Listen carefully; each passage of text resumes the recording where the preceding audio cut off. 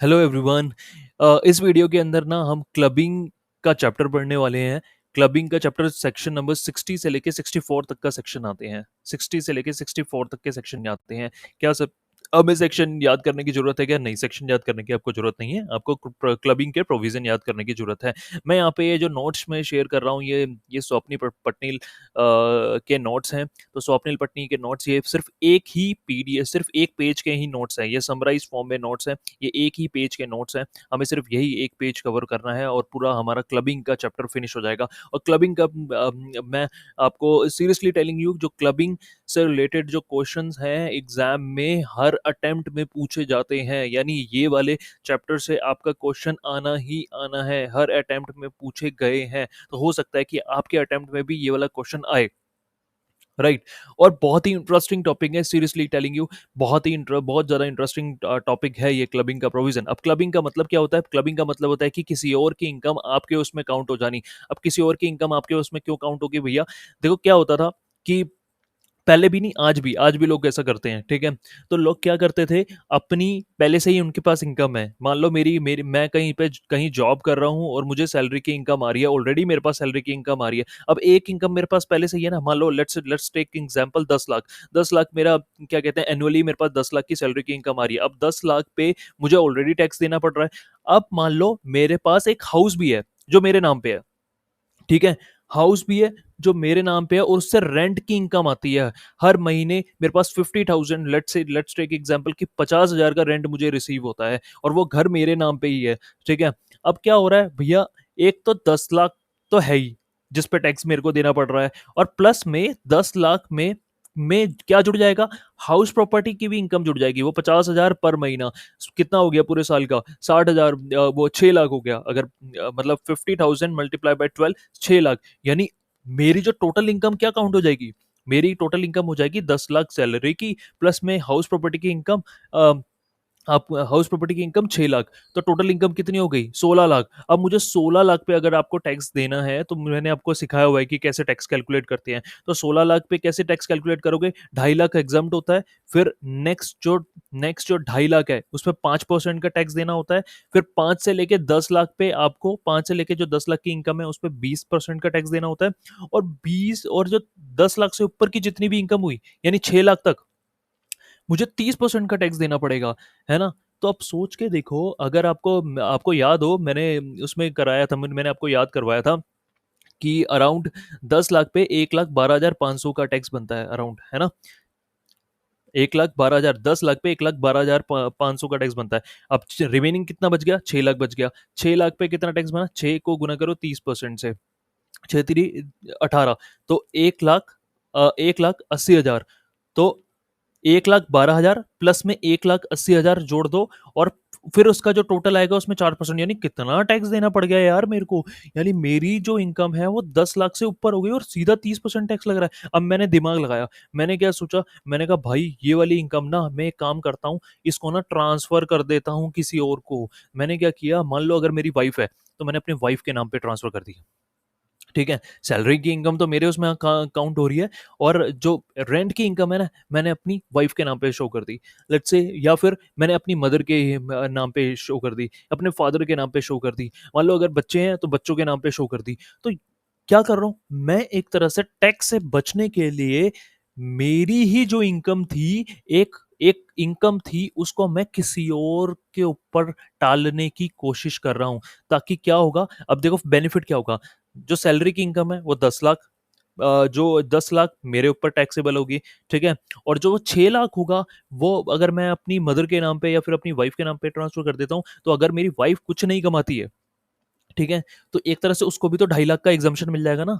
जो basic exemption है 2.5 लाख की, उसको भी एग्जाम्पशन मिल जाएगी। और उसके बाद में क्या कहते हैं, टैक्स भी कम आएगा। तो ओवरऑल जो टैक्स होगा वो कम होगा। है ना? तो लोग ऐसा बहुत ज्यादा कर रहे थे। क्या कर रहे थे, टैक्स से बचने के लिए ना, जो अब खुद की ही इनकम का एक सोर्स होता था, वो किसी और को ट्रांसफर कर देते थे टैक्स से बचने के लिए। तो गवर्नमेंट ने बोला नहीं बाबा नहीं, अगर आप ऐसा कुछ कर रहे हैं, ठीक है, अपनी ही इनकम को किसी और को ट्रांसफर कर रहे हैं, तो आप कि आपके ही अकाउंट में वो क्लब हो जाएगी। यानी भले ही आपने किसी और के अकाउंट में ट्रांसफर करी है, हम नहीं मानते, हम तो बोलेंगे ये आप ही की इनकम है और आप ही के उसमें काउंट होगी। ठीक है, तो यही वो चैप्टर है जिसमें हम सीखेंगे कि अगर कोई ऐसी इनकम है जो आपने ट्रांसफर कर दी है, तो वो आप ही के अकाउंट में काउंट काउंट होगी, भले ही आपने ट्रांसफर कर भी दियो। गवर्नमेंट नहीं मानेगी, गवर्नमेंट बोलेगी आप ही के अकाउंट में आप ही के उसमें क्लब होनी चाहिए, यानी वापस आप ही की इनकम में क्लब हो जाएगी। क्लब का मतलब जुड़ जाना, जुड़ जाएगी। What is the meaning of club? Club का मतलब जुड़ जाएगी, आपके आपके ही खाते में वो जुड़ जाएगी। ठीक है, अब इसके लिए कुछ ये बेसिक्स पूछा हुआ है। बेसिक्स क्या है? बेसिक्स यही है, देखो क्या बोला हुआ है बेसिक्स के अंदर। बेसिक्स के अंदर देखो क्या बोला हुआ है, ये देखो, ये लिखा हुआ है, with the intention to curb the practice of reducing tax liability. यानी मैं अपनी टैक्स लाइबिलिटी से बचने के लिए, यानी बचाने के लिए, कम करने के लिए मैं क्या करता हूं? By transferring assets to their family. मैं क्या कर रहा हूं? मैं अपनी जो असेट है, मैंने क्या किया, मैंने मेरे नाम पे जो प्रॉपर्टी थी ना, मैंने अपनी बीवी के नाम पे कर दी, मैंने अपनी मम्मी के नाम पे कर दी, अपने पापा के नाम पे कर दी, है ना, जान पूछ के बचने के लिए कि हाँ, ऐसा करते हैं ना लोग, लोग ऐसा करते थे पहले कि अपने मेरे नाम पे घर है, मैंने क्या किया, अगर मान लो मेरे नाम पे घर है, मैंने अपनी मम्मी के मैंने अपने क्या कहते हैं भाई के नाम पे कर दी, दोस्त के नाम पे कर दी, बीवी के नाम पे कर दी, तो इससे क्या होगा कि वो जो इनकम है वो उनके खाते में अकाउंट हो जाएगी। गवर्नमेंट कहेगी नहीं, अगर तुमने टैक्स से बचने के लिए तुमने ये प्रॉपर्टी को ट्रांसफर किया है तो नहीं बाबा नहीं, ये आप ही के अकाउंट में काउंट होगी। तो यहाँ पे लिखा हुआ है, देखो क्या बेसिक्स, क्या है बेसिक्स, ये बोल रहा है कि देखो अगर आपने टैक्स को रिड्यूस करने के लिए कोई असेट को अपनी फैमिली को ट्रांसफर किया है, जिससे डायरेक्टली और इनडायरेक्टली बेनिफिट जो derived by the tax payer, यानी जो बेनिफिट हो वो मुझे ही हो। अरे जब मेरे ही घर के मेंबर हैं भैया, वो इनकम चाहे वो मेरे उसमें काउंट हो, चाहे वो मेरी बीवी के खाते में आए, ठीक है, बात तो वो मेरी है ना, चाहे वो मेरी मम्मी के खाते में आए, वो बात तो वो मेरी मेरी हुई ना इनकम। बस मैंने क्या किया, इस प्रोसीजर से मैंने टैक्स बचा लिया। तो ये जो इनकम टैक्स डिपार्टमेंट है इस चीज को मना करता है, वो कहता है कि भैया तुमने टैक्स से बचने के लिए ये सिलसिला जारी किया, तुमने ये प्लानिंग करी है, तुमने ये तेगड़मबाजी करी है तुमने।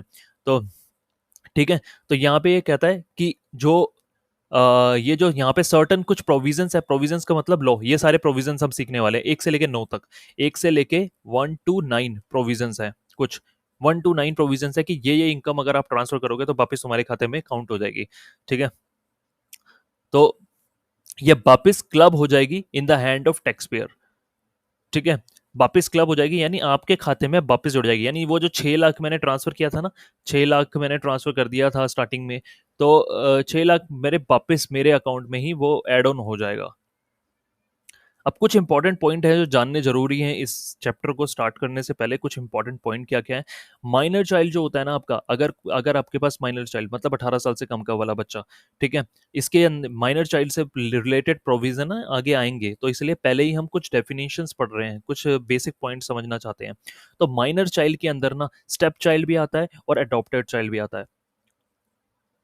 कहने का मतलब है, अगर माइनर बच्चा है आपका तो उस माइनर के अंदर जो गोद लिया हुआ बच्चा होता है वो भी उसके अंदर आ जाएगा। ठीक है, या अडॉप्टेड चाइल्ड भी आ जाएगा। ठीक है, अब देखो इतना डिटेल्ड में कोई नहीं पूछेगा आपसे कि हाँ कि एक स्टेप चाइल्ड है और स्टेप चाइल्ड को तुमने प्रॉपर्टी ट्रांसफर कर दी तो उसकी इनकम क्या तुम्हारे उसमें काउंट होगी कि नहीं होगी, ये सब इतना डिटेल में कोई नहीं पूछेगा। आप आपके एग्जाम में से एक सिंपल क्वेश्चन आएगा, उसमें ये बताएगा क्लबिंग प्रोविजंस को एक्सप्लेन करो, सिंपल खत्म बात। क्लबिंग प्रोविजन को एक्सप्लेन करो, या फिर ऐसे क्वेश्चन आएगा एग्जाम में आपके, क्वेश्चन मैं दिखा देता हूँ एग्जाम में आपके, जो क्वेश्चन आता है वो इस तरह से आता है। ये बीबीए का एक पेपर है, मैं इसमें दिखा रहा हूँ कि एग्जाम में कैसे लिखा होता है। ये देखो ये क्वेश्चन होगा, क्वेश्चन नंबर 6, क्या लिखा हुआ है?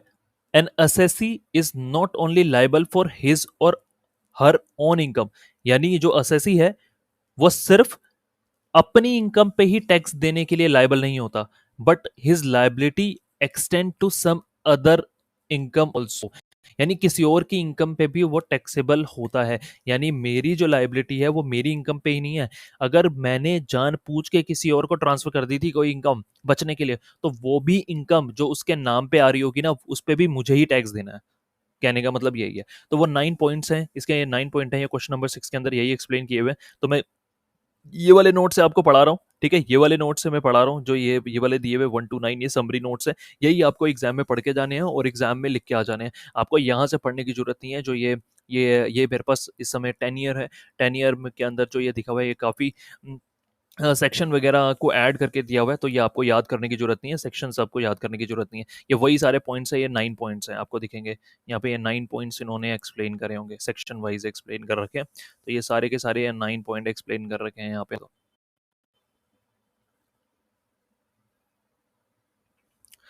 ठीक है, ये सारे ये आपको याद करने की ज़रूरत नहीं है।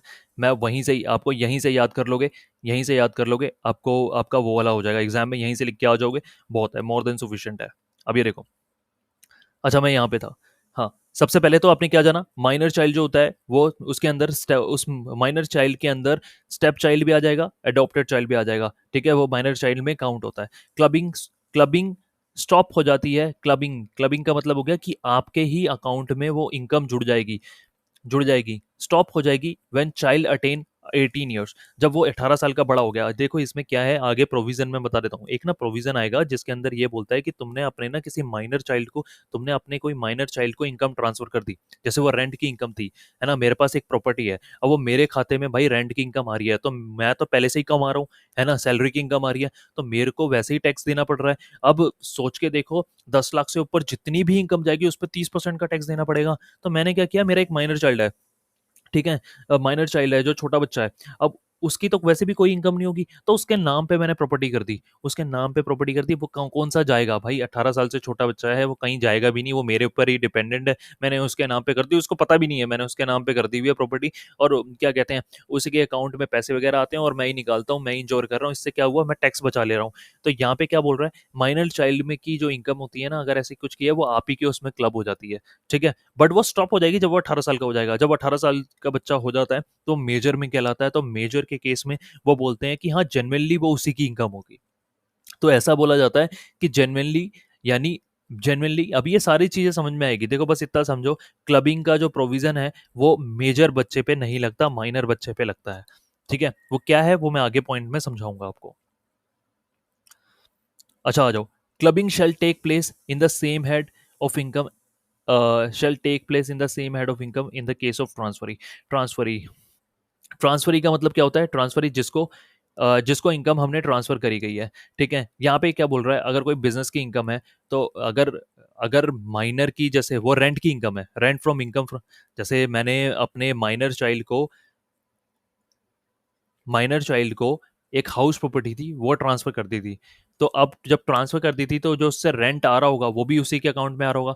तो उसके माइनर के केस में वो इनकम कौन से कहलाती, इनकम फ्रॉम हाउस प्रॉपर्टी कहलाती ना। तो जब मेरे उसमें क्लब होगी तो इनकम फ्रॉम हाउस प्रॉपर्टी से ही क्लब होगी, एक तरह से बस यही कह रहा है और कुछ नहीं, इसको इग्नोर भी कर सकते हो पॉइंट को, ठीक है। कोई लॉस होगा तो वो भी क्लब होगा, सिर्फ इनकम नहीं, अगर कोई लॉस हुआ है, जैसे अगर हाउस प्रॉपर्टी से आपको याद होगा हाउस प्रॉपर्टी के केस में, अगर सेल्फ ऑक्यूपाइड हाउस है तो उसके अंदर लॉस आता है ज्यादातर, तो वो भी लॉस आपके उसमें काउंट होगा, ठीक है। If tax is not recovered from the transferor, क्या बोल रहा है, अगर ट्रांसफर कौन होता है, मैंने ट्रांसफर करी है ना, मैंने अपने माइनर चाइल्ड को ट्रांसफर कर दी एक प्रॉपर्टी और उससे इनकम उसको रिसीव हो रही है, तो अगर मैं टैक्स नहीं दे पा रहा ना, सबसे पहले तो देखो मेरे से मांगेंगे, क्योंकि वो इनकम मेरे उसमें ही वापस ऐड ऑन हो जाएगी। भले ही मैंने उसको बस से टैक्स से बचने के लिए उसके पास ट्रांसफर कर दी थी, लेकिन इनकम टैक्स बोलता है नहीं नहीं नहीं, ये आप ही की इनकम मानी जाएगी। तो तो अगर मैं नहीं टैक्स दे पा रहा किसी रीजन से, तो एओ जो क्या कहते हैं, असेसिंग ऑफिसर, ये इनकम टैक्स का बंदा होता है। इनकम टैक्स का जो बंदा है वो ट्रांसफरी, यानी जिसके अकाउंट, जिसको ट्रांसफर किया था ना असेट, तो उससे भी मांगा जा सकता है। जैसे कि मैं नहीं टैक्स दे पा रहा तो फिर मेरे माइनर बच्चे से मांगा जाएगा कि हाँ भैया तू टैक्स दे, तेरे को तू तू अर्न कर रहा है ना, तो तू टैक्स दे, ठीक है। Clubbing is mandatory in 9 cases, in ये जो 9 केसेस हैं, 1 to 9 केसेस, ये जो 9 केसेस वाले हैं, इनके अंदर सबके अंदर क्लबिंग प्रोविजन एप्लीकेबल होता है, मैंडेटरी है, चॉइस नहीं है, आपके उसमें जुड़ेगा ही जुड़ेगा, ठीक है। फिर उसके बाद क्या लिखा हुआ है, income of the minor married daughter, अगर माइनर मैरिड डॉटर, देखो जैसे गांव वगैरह में होता था ना, पहले क्या होता था कि जो माइनर जो 16-17 साल की लड़कियां होती थी उनकी शादी करा देते थे। तो अगर कोई ऐसी गर्ल है जो 16-17 साल की है जिसकी शादी हो चुकी हुई है और उससे वो अगर कोई इनकम अर्न कर रही है, वो अगर वो इनकम अर्न कर रही है ना, तो वो भी उसके पेरेंट्स के हैंड में ही क्लब हो जाती है, मतलब कोई माइनर चाइल्ड है, उसकी जो इनकम है वो पेरेंट्स के उसमें ही काउंट होगी, भले ही वो मैरिड है, उसके पति के उसमें ऐड नहीं होगी, ना ही उसके क्या कहते हैं ससुर के उसमें ऐड होगी, मतलब उसी की उसके पेरेंट्स के ही हैंड में उसके उसके पेरेंट्स को ही टैक्स देना पड़ेगा उस पर। ठीक है। Income will be eligible for exemption and deduction under the, अच्छा ये सब चीज़ें, ये वाले पॉइंट्स आप 8 और 9 वाले पॉइंट्स को इग्नोर कर सकते हो। डायरेक्टली हम वहाँ पे आ जाते हैं, डायरेक्टली आ जाओ यहाँ पे प्रोविजंस की तरफ। तो फर्स्ट पॉइंट क्या बोल रहा है? फर्स्ट पॉइंट ये बोल रहा है कि asset is not transfer but the, क्या लिखा है? ये लिखा है asset is not transferred, asset को ट्रांसफर नहीं किया गया, but income arises from the asset, जो इनकम जो अर्न हो रही है उस असेट पे is transferred. In such cases the income will be clubbed in the hands of the transferor. इसका एग्जांपल मैं बताता हूँ कि जैसे कि मैंने, एक बात बताओ, मेरे नाम पे एक प्रॉपर्टी थी, मेरे नाम पे एक प्रॉपर्टी थी, यानी एक एक हाउस है जो मेरे नाम पे है, उससे रेंट की इनकम आती है। मैं क्या कर रहा हूँ, उस प्रॉपर्टी को ट्रांसफर नहीं कर रहा, सिर्फ रेंट की इनकम को ही ना मैं बोल रहा हूँ, मैंने अपनी मदर के नाम पे कर दी, अपने दोस्त के नाम पे कर दी। मैं झूठा मूठा दिखा रहा हूँ ना यार, ये क्यों करते हैं लोग, ये जान पूछ के तो करते हैं क्या था कि टैक्स से बचा जा सके। अब वो प्रॉपर्टी, सोच के देखो, मैं उस प्रॉपर्टी को ट्रांसफर नहीं करना, अगर मुझे वो इनकम चाहिए ही नहीं, अगर मैं जेन्युइन हूँगा, सोच के देखो, अगर मैं जेन्युइन होऊंगा तो मैं वो प्रॉपर्टी भी तो ट्रांसफर कर दूंगा ना। मैं क्या कर रहा हूँ, मैं प्रॉपर्टी नहीं ट्रांसफर कर रहा, मैं सिर्फ उससे इनकम, उस वो जो प्रॉपर्टी से जनरेट होती भी इनकम है वो मैं ट्रांसफर किसी और के उसमें कर देता हूँ, मैं अपने रिलेटिव के उसमें कर देता हूँ, किसी दोस्त के उसमें कर देता हूँ। ठीक है, तो अगर मैं ऐसा कर रहा हूँ ना, तो यहाँ पे क्या लिखा हुआ है, फर्स्ट पॉइंट ये बोलता है कि आप क्या कर रहे हो, असेट को ट्रांसफर नहीं कर रहे हो। यानी अब ये एक और एग्जांपल मैं इसका देता हूँ कि फॉर एग्जांपल के लिए मैंने, मान लो मैंने 50 लाख की एफडी करा रखी है, अब वो एफडी मेरे ही अकाउंट में है। ठीक है, उससे जो इंटरेस्ट जो मिलता है ना, मैं वो अपने दोस्त के अकाउंट पे मैंने ट्रांसफर कर दिया, मैंने अपनी क्या कहते हैं बी वाइफ के नाम पे ट्रांसफर कर दिया, मैंने अपनी अपने मदर के नाम पे ट्रांसफर कर दिया, अपने माइनर चाइल्ड के उसमें ट्रांसफर कर दिया। तो गवर्नमेंट पता है क्या बोल रही है, गवर्नमेंट बोल रही है कि भैया अगर आप इतने ही जेन्युइन हो, आप आपको उस असेट से रिलेटेड इनकम नहीं चाहिए, तो फिर वो असेट भी तो ट्रांसफर कर दो ना, तब भी तो वो जेन्युइन ट्रांसफर माना जाएगा। तो इसलिए यहाँ पे फर्स्ट पॉइंट इतना ही बोलता है कि अगर आपने कोई असेट ट्रांसफर कर दी है, ट्रांसफर नहीं करी, लेकिन उससे जो रिलेटेड इनकम है वो ट्रांसफर आप कर रहे हो, तो इसे ट्रांसफर नहीं माना जाएगा, इसे ट्रांसफर नहीं माना जाएगा। और इससे जो रिलेटेड इनकम होगी वो भले ही आपने जेन्युइनली किसी और को दे दी हो, नहीं भैया वो तो वापस आपके अकाउंट में ही ऐड ऑन हो जाएगी। ठीक है, तो वो जो हाउस अगर मैं ट्रांसफर नहीं कर रहा हूँ, तो हाउस से रिलेटेड जो रेंट आ रहा होगा ना, वो भले ही वो उसके अकाउंट में जा रहा होगा, गवर्नमेंट कहती है वो वाली जो इनकम है ना वो आप ही के उसमें क्लब होगी, यानी जो आपकी एग्जिस्टिंग इनकम है वो तो रहेगी रहेगी, प्लस में उस इनकम पे भी आपको टैक्स देना पड़ेगा। ठीक है, क्लियर है, बहुत सिंपल था फर्स्ट पॉइंट। नेक्स्ट पॉइंट पे आ जाओ, नेक्स्ट पॉइंट पे आ जाओ कि असेट इज ट्रांसफर्ड। अब दूसरा, अब मैंने ये सोचा, सोच के देखो, मैंने ये सोचा कि मैंने, फर्स्ट पॉइंट में तो ये बोल रहा है कि फर्स्ट पॉइंट में तो ये बोल रहा है कि मैंने अपने दोस्त को, दोस्त के नाम पे मैंने रेंट की इनकम ट्रांसफर कर रहा हूँ। ठीक है, लेकिन मैं अब प्रॉपर्टी तो ट्रांसफर नहीं कर रहा, लेकिन अब मैं एक काम करता हूँ, प्रॉपर्टी क्यों ना ट्रांसफर कर देता हूँ ना, थोड़े टाइम के लिए ट्रांसफर कर देता हूँ, है ना, फिर वापस ना अपने नाम पे कर लूंगा, या अपनी वाइफ के नाम पे थोड़े टाइम के लिए ट्रांसफर कर देता हूँ, फिर वापस अपने नाम पे करा लूंगा। नहीं, गवर्नमेंट ने ये 2 सेकंड वाला भी चांस था ना, ये भी खत्म कर दिया। क्या बोला, गवर्नमेंट कह रही है कि असेट इज ट्रांसफर्ड, अगर आपने असेट ट्रांसफर करी है, but it is revocable. Revocable, revocable का मतलब होता है कि बाद में तुम वो असेट को वापस रिकवर कर लोगे। रिवोकेबल का मतलब होता है वो कैंसिल हो जाएगा, वो जो एग्रीमेंट है आपने जो ट्रांसफर किया था, जो असेट ट्रांसफर करी थी, वो वापस आपके नाम पे आ जाएगी। तो अगर कोई ऐसा कोई एग्रीमेंट आप कर रहे हो ना, तब भी उससे जो रिलेटेड कोई इनकम होगी ना, वो भी ट्रांसफर हो जाएगी। यार इन शॉर्ट देखो, फर्स्ट पॉइंट में ये बोला कि तुमने असेट की इनकम तो ट्रांसफर कर दी, लेकिन असेट ट्रांसफर नहीं करी, तो वो जो इनकम है ना वापस तुम्हारे उसमें एड ऑन हो जाएगी। दूसरा पॉइंट ये कह रहा है कि मैंने अपने दोस्त को, मैंने अपने दोस्त को ना, मैंने सोचा कि अपने दोस्त को वो प्रॉपर्टी है ना अभी ट्रांसफर कर देता हूँ, बाद में वापस ट्रांसफर कर देता हूँ। फर्स्ट पॉइंट में तो ये तो बोल रहा था ना कि ट्रांसफर नहीं किया, ट्रांसफर कर दिया, मैं बोल दूंगा ट्रांसफर देखो कर दिया, फिर बाद में अपने नाम पे वापस करा लूंगा। नहीं, गवर्नमेंट कह रही है कि भैया ऐसा कोई एग्रीमेंट आप कर रहे हो जिसके अंदर आप असेट को ट्रांसफर कर देते हो, बाद में इसको रिवोक कर दोगे, ठीक है, वो भी क्या हो जाएगा, वो भी, उसकी भी जो इनकम होगी ना वो आपके ही अकाउंट में क्लब हो जाएगी। अच्छा, अब थर्ड पॉइंट की बात करते हैं। थर्ड पॉइंट देखो क्या कह रहा है। थर्ड पॉइंट का भी ना इंटरेस्टिंग है। देखो, अगर किसी इंडिविजुअल का, यानी मेरा, जैसे कि फॉर एग्जांपल मेरा, ठीक है, एक ऑर्गेनाइजेशन में यानी एक कंपनी में सब्सटेंशियल इंटरेस्ट है, तो सब्सटेंशियल इंटरेस्ट, सब्सटेंशियल का मतलब क्या होता है, एक बड़ा इंटरेस्ट है, यानी उस कंपनी के अंदर एक बड़ा इंटरेस्ट है। बड़ा इंटरेस्ट का मतलब क्या है, यहाँ पे डेफिनेशन दी हुई है कि 20% से ज्यादा की ना वोटिंग पावर है मेरे पास। 20% या 20% से ज्यादा की वोटिंग पावर है। आप 20% की वोटिंग पावर समझते हो? 20% की वोटिंग पावर का मतलब हो गया मेरा चलता है वहां पे। फॉर एग्जाम्पल के लिए, अगर रिलायंस कंपनी में मेरा 20% का, 20%, आप समझ रहे हो, 20% अगर मेरा वोटिंग पावर हुआ ना, तो मेरा बहुत तगड़ा चलता है। रिलायंस कंपनी क्या कहते हैं, 16-17 लाख करोड़ की कंपनी है, मे बी मोर, उससे ज़्यादा वर्थ करती होगी वो कंपनी। ठीक है, 16-17 लाख करोड़ की कंपनी है, उसका 20% आपके ऊपर, आपके पास होना, तो कितनी ह्यूज पावर है आपके पास में, सोच के देखो। तो तो अगर आप एज अ इंडिविजुअल, आपका किसी कंपनी के अंदर सब्सटेंशियल इंटरेस्ट है, ठीक है, सब्सटेंशियल इंटरेस्ट है उस कंपनी के अंदर, और आपका, आपकी बीवी, हिज स्पाउस, आपकी बीवी, आपका पति, ठीक है, उस ऑर्गेनाइजेशन में काम करता है विदाउट प्रोफेशनल स्किल, एक्सपर्टाइज या एक्सपीरियंस के, यानी मैं इसको समझाता हूँ, करता है, तो उसका जो रेमुनरेशन जो मिल रहा होगा ना, वो भी आप ही के उसमें काउंट हो जाएगा। इसको मैं समझाता हूँ, देखो क्या है। क्या लोग पता है क्या करने लगे थे, लोग पता है क्या करते थे, एक कंपनी ओपन करते थे, ठीक है, अब कंपनी उसे चला रहे हैं, एक कंपनी ओपन करते थे, उसे चलाते थे। अब मैं चला रहा हूँ कंपनी, मैं और मेरा दोस्त, हम दोनों मिलके कंपनी चला रहे हैं और अर्न कर रहे हैं, ठीक है।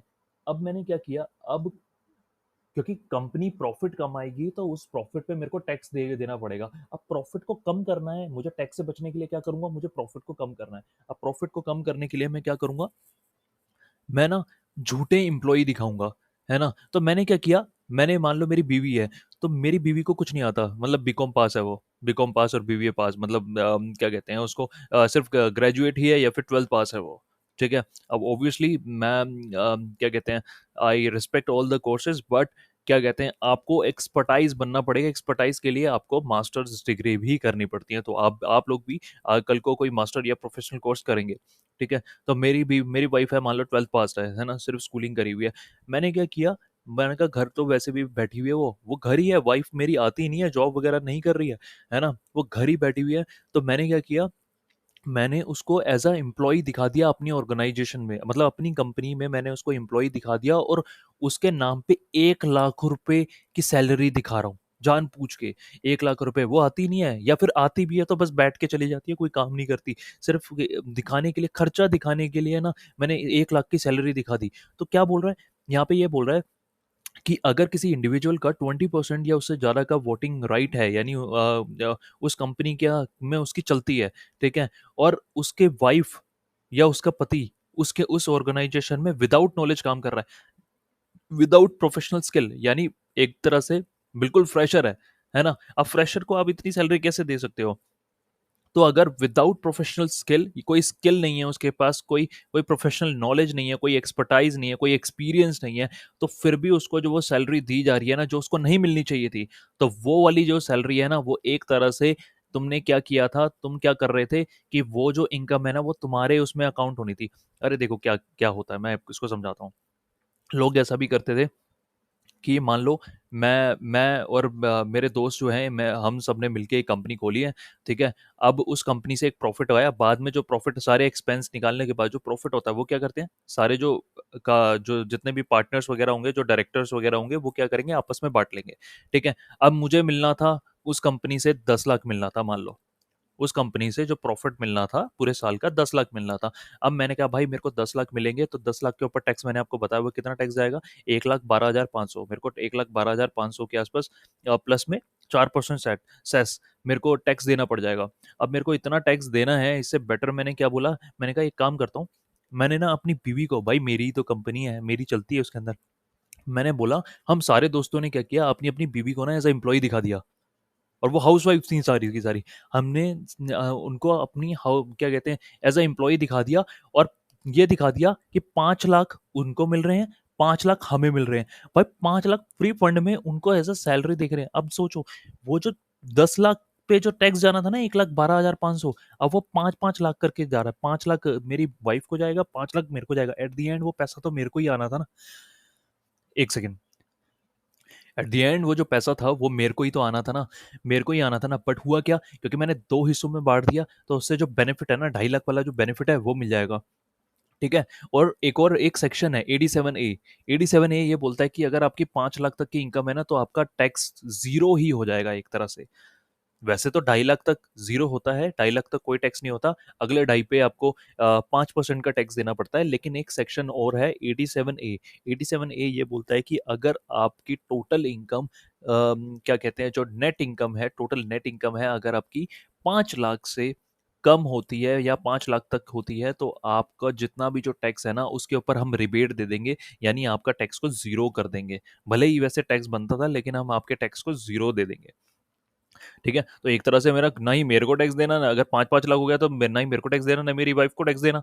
सोचो, तो ऐसे लोग करने लग गए थे। तो यहाँ पे गवर्नमेंट ने ये रूल ही बना दिया, थर्ड सेक्शन नंबर इस ये थर्ड के अंदर इसमें ये डाल दिया कि अगर कोई ऐसा इंडिविजुअल है जिसका सब्सटेंशियल इंटरेस्ट, ऐसा कोई इंडिविजुअल है, देखो, अगर ऐसा कोई इंडिविजुअल है जिसका सब्सटेंशियल इंटरेस्ट किसी ऑर्गेनाइजेशन में है, और उसकी जो वाइफ है, स्पाउस, उसका वाइफ या उसका हस्बैंड क्या कर रहा है, उस ऑर्गेनाइजेशन में काम करता है विदाउट प्रोफेशनल स्किल, तो फिर क्या होगा, वो जो इनकम है वो आपके उसमें क्लब हो जाएगी, will be clubbed in the hands of individual. But एक बात बताओ, अगर मेरी वाइफ कल को शी हैज़ प्रोफेशनल एक्सपीरियंस, या फिर उनको प्रोफेशनल नॉलेज है ना, या फिर प्रोफेशनल क्वालिफिकेशन है उनको, जैसे कि वो सीए हैं या फिर कोई अदर क्वालिफिकेशन है, और उस बेसिस पे उनकी उनकी स्किल्स के बेसिस पे, उनके एक्सपीरियंस के बेसिस पे उनको सैलरी दी जा रही है जो जेन्युइन सैलरी है,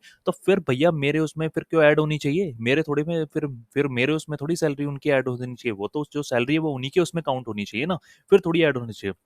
फिर तो एक जेन्युइन हो गया ना। ठीक है। तो यहाँ पे आपका थर्ड पॉइंट खत्म हो जाता है। अब देखते हैं फोर्थ पॉइंट। फोर्थ पॉइंट क्या बोल रहा है? अब आ जाओ फोर्थ पे। फोर्थ देखो क्या क्या बोल रहा है। क्या बोल रहा है कि अगर आपने एज अ इंडिविजुअल, यानी मैं इंडिविजुअल हूँ, ठीक है, मैं इंडिविजुअल हूँ, अगर कोई बंदा असेट ट्रांसफर कर देता है, कोई एसेट ट्रांसफर कर देता है other than house property, house property के अलावा की बात हो रही है यहाँ पे। अगर हाउस प्रॉपर्टी के अलावा कोई भी जो असेट है, मैं अगर ट्रांसफर कर रहा हूँ, या फिर कोई और इंडिविजुअल ट्रांसफर कर रहा है, किसको? अपनी वाइफ को या फिर अपने हस्बैंड को, for inadequate consideration. Inadequate consideration का मतलब हो गया जितने की वो असेट थी उतने में नहीं, बहुत ही सस्ते में ट्रांसफर कर देना। जैसे कि यहाँ पे हाउस प्रॉपर्टी के अलावा वाला एग्जांपल लेना है। यहाँ पे एग्जांपल क्या हो सकता है कि फॉर एग्जांपल के लिए यहाँ पे क्या केस ले सकते हैं हम? जैसे कि यहाँ पे ना अभी मेरे दिमाग में एक एग्जांपल आ रहा है। जैसे कि मान लो मेरा टीचिंग प्रोफेशन, जो टीचिंग से जो सैलरी आती है, इसके अलावा मेरा एक बिजनेस भी है, जो है मैंने 2-3 कार ले रखी हैं। 2-3 कार को ना मैंने रेंट पे देने का काम है मेरा काम।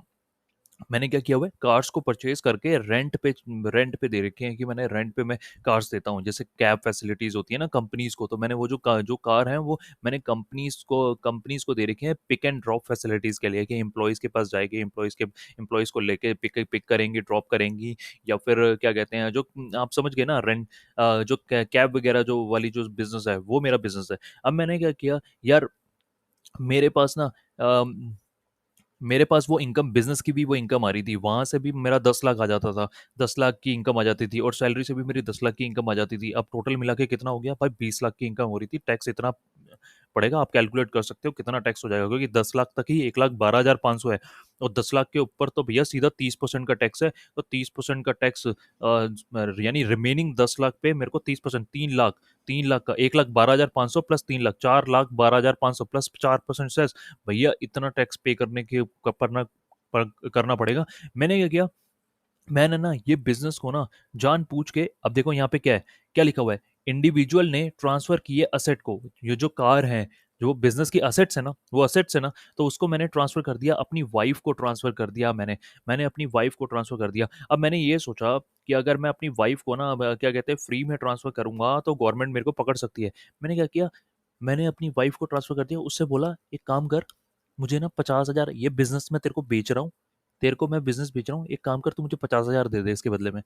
मतलब नाम के लिए अमाउंट ले लिया, समझ रहे हो? वो 3 कार की वैल्यू यार कितनी ज़्यादा होगी वो, जो 3 कार की वैल्यू होगी भाई 30-40 लाख 50 लाख होगी, और मैंने उसके बदले में कितना ले लिया 50,000। इसे कहते हैं इनएडिक्वेट कंसिडरेशन। यानी मैंने अपनी वाइफ को वो असेट ट्रांसफर कर रहा हूँ विद वो क्या कहते हैं इनएडिक्वेट कंसिडरेशन में, थोड़ा बहुत अमाउंट ले लिया, ठीक है, थोड़ा बहुत अमाउंट ले लिया। अगर मैं ये ट्रांसफर कर देता हूँ तो जो वो इनकम मेरी वाइफ के खाते में जारी होगी ना, वो मेरे उसमें ही क्लब हो जाएगी।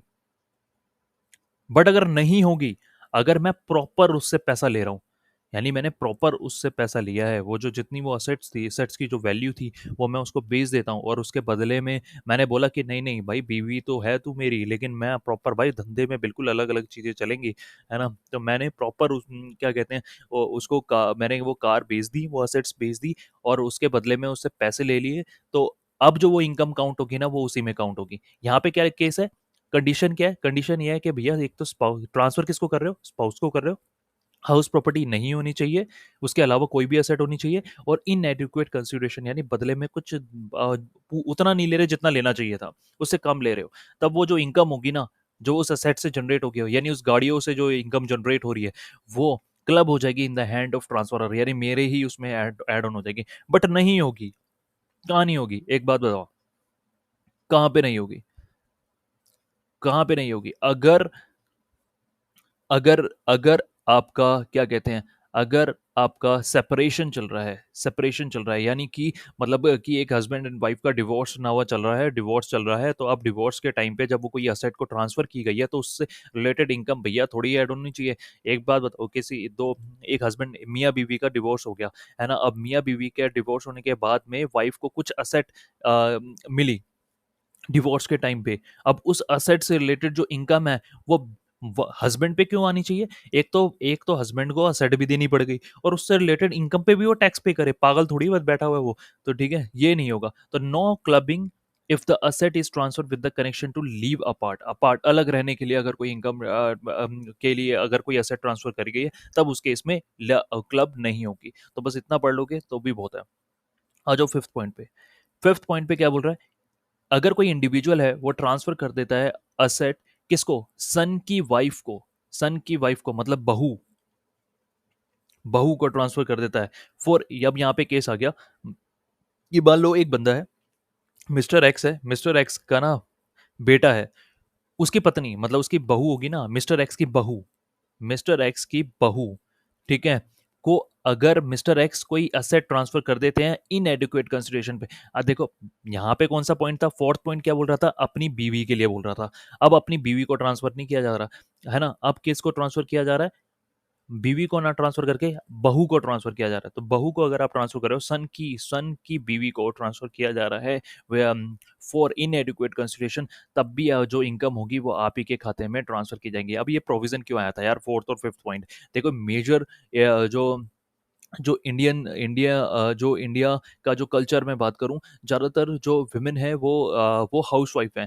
तो अब क्या किया जा रहा था, लोग क्या करते थे कि अपनी बीवी के खाते में ट्रांसफ़र कर देते थे, बीवी के नाम पे ट्रांसफ़र कर देते थे, उससे टैक्स बचाने के लिए बीवी के नाम पे ट्रांसफ़र करते थे, या फिर अपनी मदर के नाम पे ट्रांसफ़र कर देते थे, या फिर अपने क्या कहते हैं अपने बेटे की जो बहू है उनके नाम पे ट्रांसफर कर देते थे, क्योंकि वो ज़्यादातर हाउस वाइफ्स होती थी। तो अब क्या क्या होता था कि फिर इसलिए उनका क्लब नहीं होता था, चीज़ें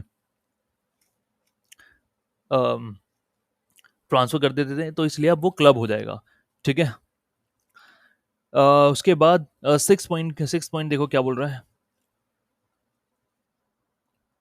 सिक्स बोल रहा है कि अगर किसी इंडिविजुअल ने ना कोई असेट ट्रांसफर करी गई है, अब यहाँ पे देखो यार, इन्होंने मना कर दिया, इन्होंने एक तो फर्स्ट पॉइंट के अंदर ये बोल दिया कि किसी को आप कोई असेट, फर्स्ट पॉइंट में ये बोला कि किसी को आप असेट ट्रांसफर नहीं कर रहे बट इनकम ट्रांसफर कर रहे हो, तो वो जो इनकम है ना आपके उसमें काउंट हो जाएगी। सेकंड पॉइंट में ये बोला कि टेम्परेरी ट्रांसफर कर रहे हो, यानी बाद में तुम ले लोगे वो असेट को, तो भी आपकी इनकम ऐड ऑन हो जाएगी।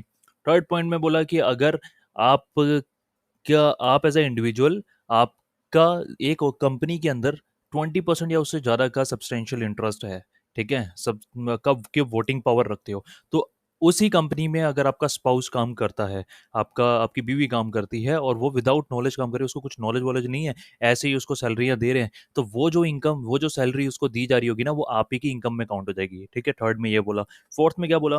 फोर्थ में ये बोला कि अगर अपनी स्पाउस को, है ना, अपनी वाइफ को या अपने हस्बैंड को आप कोई असेट ट्रांसफर करते हो हाउस प्रॉपर्टी के अलावा, कोई असेट ट्रांसफर करते हो, यहाँ पे मैंने कार का एग्जांपल दिया था, कोई कार है, उसको रेंट पे चढ़ा रखी है हमने वो कार, ठीक है, तो वो ट्रांसफर कर दी, तो ट्रांसफर कर दी और इनएडिक्वेट कंसिडरेशन में ट्रांसफर की गई है, यानी पूरी जो जितने की वो असेट की वैल्यू थी, उस वो पैसे नहीं मैं ले रहा, उससे कम पैसे में ले रहा हूँ, यानी 10 लाख की कार है तो मैं कितना 50,000 रुपये लेके बस डील को सेटल कर रहा हूँ। तो कहने का मतलब क्या है, यहाँ पे धोखाधड़ी देने के लिए बस वो ट्रांसफर की गई है और कुछ नहीं है, सिर्फ टैक्स से बचने के लिए ट्रांसफर की गई है और कुछ नहीं है। तो उस केस में आपके उसमें ही इनकम काउंट हो जाएगी, लेकिन नहीं होगी अगर वो आपका डिवोर्स वगैरह चल रहा है, कोई केस चल रहा है, डिवोर्स वगैरह का केस चल रहा है, या लिविंग अपार्ट के चक्कर में के केस में नो क्लबिंग होगा।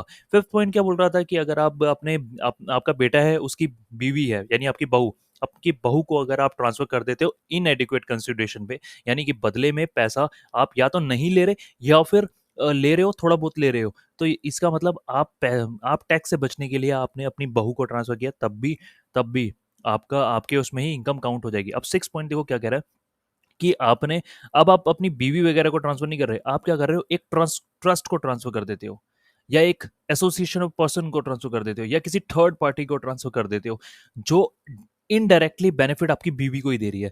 यानी इसका मतलब क्या है, for the benefit of the spouse then the income, यानी आपने वो जो असेट ट्रांसफर कर दी, फॉर एग्जाम्पल के रूप में मैंने एक ट्रस्ट ओपन किया, ठीक है, मैंने एक ट्रस्ट ओपन किया, आर के ट्रस्ट ओपन किया, ठीक है, मैंने अब इस बार मैं अपनी बीवी को ट्रांसफर नहीं कर रहा, मैंने वो ट्रस्ट को ट्रांसफर कर दिया, और वो ट्रस्ट से जो इनकम है ना वो मेरी बीवी को आ रही है।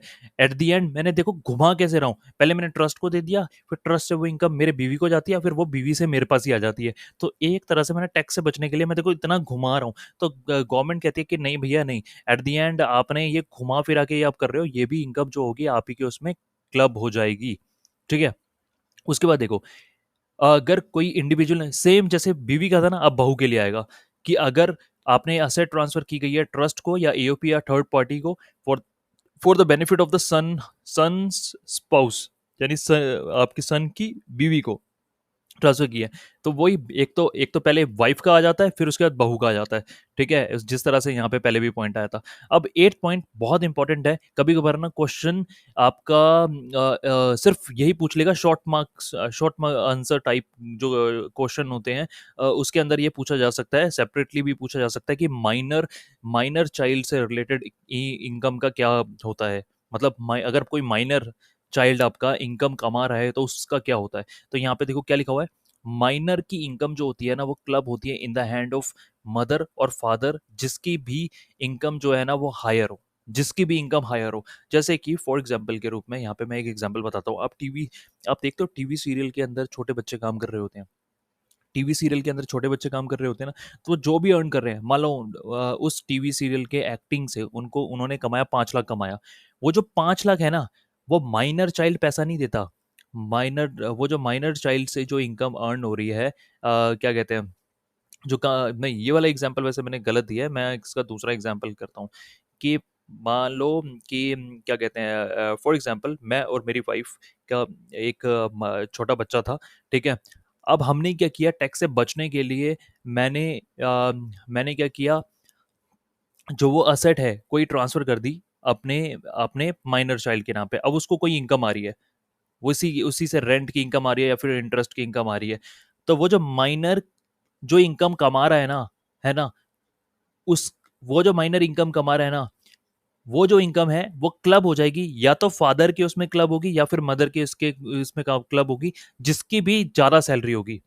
यानी मान लो अगर फादर की सैलरी है 15 लाख, मदर की सैलरी है 10 लाख, तो किस में ऐड हो जाएगी, फादर के उसमें वो जो कमाए उसने, जो भी 2-3 लाख या जो भी कमा रहा है, तो 2-3 लाख अगर कमा रहा है तो जो 3 लाख है और फादर की सैलरी 15 लाख है, तो ज़्यादा सैलरी है ना, मदर से ज़्यादा सैलरी है ना, तो फादर के उसमें ऐड ऑन हो जाएगी, यानी 15 + 3 यानी 18। अब 18 लाख पे फादर को टैक्स देना पड़ेगा। ये चीज होती है। बट इसके अंदर ना एक एक्सेप्शन दी हुई है, एक्सेप्शन 1032 सेक्शन के अंदर दी हुई है कि अगर आप माइनर कोई चाइल्ड है, उसकी इनकम आपके उसमें क्लब हो जाती है, तो आप इतना लेस करवा लो। देखो कितना लेस करवा रहे हैं आपसे, यानी 3 लाख जोड़वा रहे हैं आपके अकाउंट में, और कितना लेस करवा रहे हैं, 1500 पर चाइल्ड पर एनम है। ये पीए मीन्स पर एनम। पूरे साल में अगर आपकी माइनर बच्चे की जो इनकम है आपके उसमें क्लब हो जाती है, तो गवर्नमेंट ने ना आपको एक सिंपैथी देते हुए बोला है कि हाँ बेटा, एक काम करो, 1500 ना लेस करवा लेना, मतलब तो सारी इनकम तुम्हारे उसमें ऐड करवा दी, और उसके बाद में 1500 तुम्हें लेस करवा देंगे कि हाँ कि ठीक है, तुम 1500 पे टैक्स मत देना, उससे ऊपर जितना भी बन रहा है उस पर टैक्स दे देना। अरे भैया मत देते, इससे अच्छा तो ठीक है। इसके बाद आगे क्या लिखा हुआ है, आगे भी कुछ लिखा हुआ है, if parents are separated, clubbing will be take place in the hand of the parent who maintains the child. अगर मान लो पेरेंट्स अलग हो चुके हुए हैं, मतलब दोनों हस्बैंड एंड वाइफ का डिवोर्स हो चुका हुआ है, तो बच्चा जिसके साथ में होगा ना, जो टेक केयर कर रहा होगा, अगर मदर कर रही है तो मदर के उसमें फिर क्लब होगा, फादर के उसमें थोड़ी जोड़ देंगे भाई फिर, कि अगर फादर के साथ बच्चा है तो फादर के उसमें, यानी जो इनकम भाई जिसके पास इनकम जा रही है, जिसके साथ बच्चा रह रहा है उसी के पास तो इनकम जारी होगी ना, तो फिर क्लब भी तो उसी के उसमें होनी चाहिए ना। आगे लिखा हुआ है, once minor income is clubbed in the hand of the mother और father, clubbing continue in the hand of the same parent till the minor attain the majority. ठीक है, अगर एक बारी जिसके हैंड में होगी, जैसे कि फादर के हैंड में हो रही है, तो नेक्स्ट टाइम भी, नेक्स्ट ईयर भी फिर फादर के उसमें, यार ये अज्यूम किया जाता है कि फादर की इनकम ही ज्यादा थी एक साल, तो अगले साल भी तो फादर की इनकम ही ज्यादा होगी ना, तो अगले साल भी अगर माइनर की इनकम आ रही होगी वो फादर में ही ऐड होगी। तो ये तो बहुत ही बेकार पॉइंट था। ठीक है, उसके बाद आप आ जाओ आगे। अच्छा, नो क्लबिंग, यहाँ पे एक इसकी ना एक्सेप्शन है। एक्सेप्शन क्या है, माइनर के जो माइनर कमा रहा है ना, माइनर बच्चा जो कमा रहा है, 18 साल से नीचे वाला जो बच्चा कमा रहा है, उसकी इनकम क्लब नहीं होगी। 3 केस के अंदर, कौन कौन से केस, कि माइनर बच्चा जो कमा रहा है ना खुद की स्किल्स पे कमा रहा है ना, जैसे कि आप उसमें टीवी सीरियल के अंदर देखते हो, जो बच्चे एक्टिंग कर रहे होते हैं वो अपनी स्किल से कमा रहे हैं, तो अपनी स्किल से कमा रहे हैं तो वो खुद टैक्स पे करेंगे। अब खुद टैक्स पे करने का मतलब ये नहीं है वो खुद ही गवर्नमेंट को, भैया उनको इनकम टैक्स थोड़ी पड़ेंगे वो, यानी कोई ना कोई सीए जो होगा, कोई प्रोफेशनल होगा, वो उनके बिहाफ पे उनकी रिटर्न फाइल करेगा। अब आप बोलोगे सर कैसे फाइल होगी, पैन कार्ड तो बनता नहीं है, नहीं, पैन कार्ड सबका बनता है, आधार कार्ड भी सबका बनता है, पैन कार्ड पैन कार्ड के लिए कोई लिमिट नहीं है, पैन कार्ड 18 साल से कम का भी बनता है, ऐसा कुछ नहीं है। सिर्फ वोटर आईडी कार्ड 18 साल, जो वोटर आईडी में है सिर्फ ये प्रोविजन कि 18 साल से या उससे ऊपर होने चाहिए आप, लेकिन पैन कार्ड और आधार कार्ड में ऐसा कोई प्रोविजन नहीं है कि आप 18 साल से नीचे या ऊपर है, सबका बनता है। आज एक बच्चा पैदा हुआ है, अभी एक दिन हुआ है, उसका पैन कार्ड आप अप्लाई कर सकते हो और उसका वोटर आईडी कार्ड आप अप्लाई कर सकते हो। ठीक है, अ, ठीक है, फर्स्ट पॉइंट, मतलब माइनर है जो अर्न कर रहा है income out of on skill से इनकम अर्न कर रहा है तो वो भी ऐड नहीं होगी। उसके बाद माइनर अर्न कर रहा है income out of the physical labour, out of the physical labour यानी खुद के लेबर, एक फर्स्ट में तो आ गया स्किल से, कोई स्किल्स है उसके पास में, जैसे उसको गाना अच्छा आता है, सिंगिंग, उसका गाना अच्छा है, या फिर उसका डांसिंग अच्छा है, उसकी एक्टिंग अच्छी है, वो स्किल्स के अंदर आ गया। फिजिकल लेबर हो गया कि मेहनत से, अपनी मेहनत से, माइनर बच्चा है वो अपनी मेहनत से, फिजिकल लेबर यानी फिजिकल एक्टिविटी से वो अर्न कर रहा है, तो उसमें। और थर्ड है minor is handicapped covered under the 80, अगर वो माइनर हैंडीकैप्ड है, ठीक है, तो उससे रिलेटेड जो कोई इनकम होगी ना वो उसी में ऐड ऑन होगी, यानी अगर हैंडीकैप्ड कोई बच्चा है, तो अगर फादर ने कोई इनकम उसके नाम पे भी कर दी है, तो यार फिर वो गवर्नमेंट कह रही है कि वो समझ रही है, गवर्नमेंट पता है क्या समझना चाह रही है, कि ठीक है उस बच्चे के लिए फादर ने अपनी जो इनकम का जो एक पार्ट है वो अपने बच्चे के नाम पे कर दिया होगा, तो वो जेन्युइन हो सकता है, तो इसलिए थर्ड वाले पॉइंट के अंदर उन्होंने माफ कर दिया। अब ये 80U का जो होता है ना, वो ये 80U के अंदर होता है कि हैंडीकैप्ड है, ठीक है, हैंडीकैप के बारे में बता रखा होता है। तो बस आपको ये 3 केसेस के अंदर माइनर की इनकम एड ऑन नहीं होगी, बाकी केसेस में माइनर की इनकम एड ऑन होगी। ठीक है, अब लास्ट पॉइंट जो इसका है, 9th पॉइंट जो है, वो है ये, clubbing provisions are applicable in case of HUF. HUF के केस में क्या है, बिफोर पार्टीशन, पार्टीशन से पहले और पार्टीशन के बाद में। एचयूएफ क्या है, Hindu undivided family, family business कर रही है, ठीक है। पार्टीशन से पहले if an individual transfer his self-occupied property to HUF, then the income therefrom will be clubbed in the hands of transferor. मतलब क्या कह रहा है ये कि मान लो एक फैमिली है भाई, एक फैमिली मिलके बिजनेस कर रही है, ठीक है। मैं, मेरे पापा, मेरी बहन, मेरा भाई, हम सारे बिजनेस, मेरे चाचा वगैरह, ये सारे दादाजी वगैरह सब मिलके बिजनेस कर रहे हैं। अब बिजनेस कर रहे हैं हम, ठीक है। अब हम बिजनेस कर रहे हैं, बिजनेस के अंदर कुछ असेट भी हम लेके आए होंगे, तो चल रहा है बिजनेस, अच्छा खासा चल रहा था बिजनेस। अब बीच में क्या हुआ, मेरी खुद की एक कोई असेट है जो मैंने खुद पर्सनली बनाई हुई है, फैमिली की कोई नहीं है, खुद की कोई असेट है जो मैंने पर्सनली बनाई हुई है।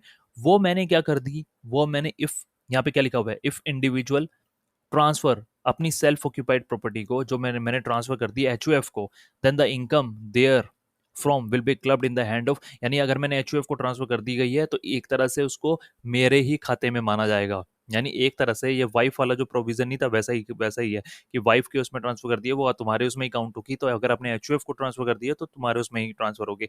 ये बट ये बिफोर पार्टीशन से पहले। बिफोर पार्टीशन का मतलब कि भाई अब ये फैमिली में ही हो, यानी एक तरह से तुम अपना टैक्स से बचने के लिए अपनी फैमिली को ट्रांसफर कर रहे हो ना, बात तो वही पड़ गई ना। बट आफ्टर पार्टीशन ये वही आ गया, जैसे वाइफ से डिवोर्स होने के बाद, वाइफ से अगर डिवोर्स हो गया तो अगर कोई एसेट ट्रांसफर की गई है तब भाई तुम्हारे उसमें थोड़ी इनकम उसकी काउंट होनी चाहिए। तो सिमिलरली यहाँ पे भी है, if the property is transfer by the individual to HUF is received by the spouse of that individual, then the income of the property will be clubbed in the hand of, क्या बोल गया ये, if the property is transferred by the individual to HUF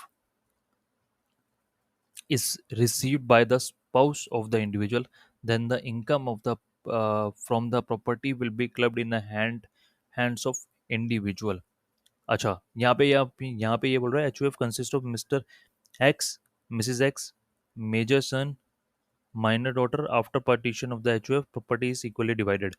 अच्छा, यहाँ पे क्या बोल रहा है, पार्टीशन के बाद क्या बोल रहा है कि पार्टीशन के बाद अगर आप ट्रांसफ़र कर रहे हो, किसी और को ट्रांसफ़र कर रहे हो, जैसे मैंने चाचा को ट्रांसफ़र कर दी, भाई को ट्रांसफ़र कर दी, तब तो वो काउंट नहीं होगी। लेकिन पार्टीशन के बाद में मैं अपनी बीवी को ही HUF के थ्रू अपनी बीवी को अगर मैं पहुँचा रहा हूँ, तब वो आपकी उसमें ही ऐड होगी। यार एट द एंड पार्टीशन के बाद पार्टीशन का मतलब तुम HUF से पार्टीशन ले रहे हो ना, HUF से अलग हो रहे हो, बीवी से थोड़ी अलग हो रहे हो। तो तुमने एक तरह से HUF को ही दी और HUF आपकी बीवी को ही दे देता है, तो एक तरह से वो आप ही के पास तो चली गई ना। तो वो ये वाला पॉइंट कहने की कोशिश कर रहा है। अच्छा, यहाँ पे 9 पॉइंट्स हैं, तो आप अगर 8 पॉइंट्स भी अगर आप लिख के आ जाते हो ना, या 9 पॉइंट भी आप लिख के आ जाते हो एग्जाम में, तो आपको अच्छे मार्क्स मिल जाएंगे। तो आई होप आपको ये टॉपिक समझ में आया होगा। मोस्ट इंपॉर्टेंट टॉपिक है ये, एग्जाम पर्पज से ऑलवेज पूछा ही जाता है, तो इस आपके कल के एग्जाम के लिए भी ये इंपॉर्टेंट हो सकता है।